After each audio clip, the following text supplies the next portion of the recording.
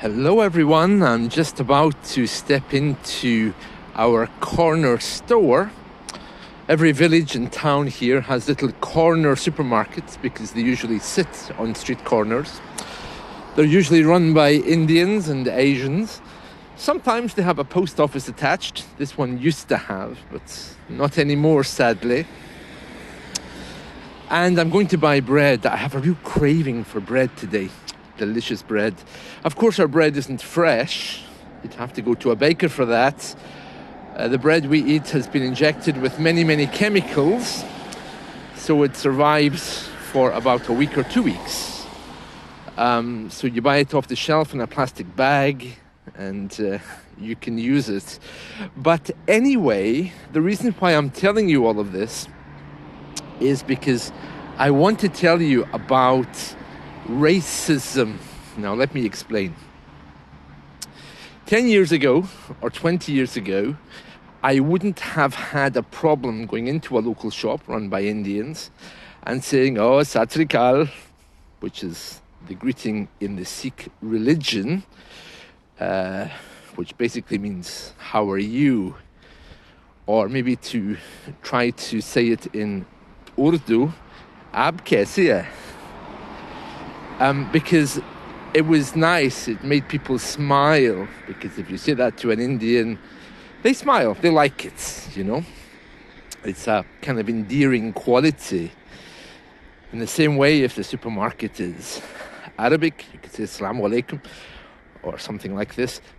But you can't really do that anymore, especially in America, because in the past, if you saw on the name tag that the man's name was Juan and you wanted to buy bread, you know, you could say, "Parona, Juan, pan donde está?" Pan, where is it? So you could use your language skills if you could recognize someone from another country.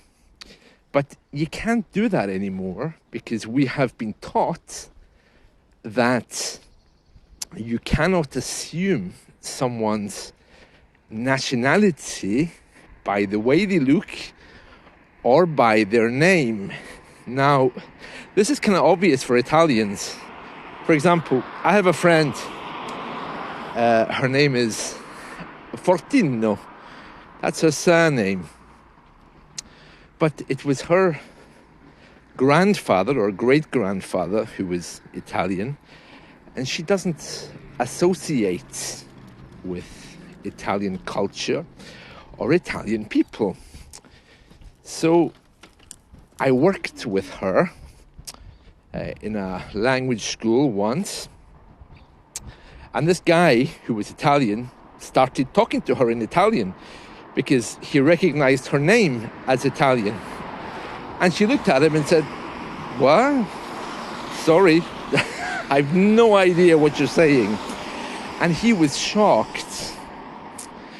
So these days, because someone looks Indian or maybe wearing a turban, you should not, and we have been taught not to approach that stereotype, you know?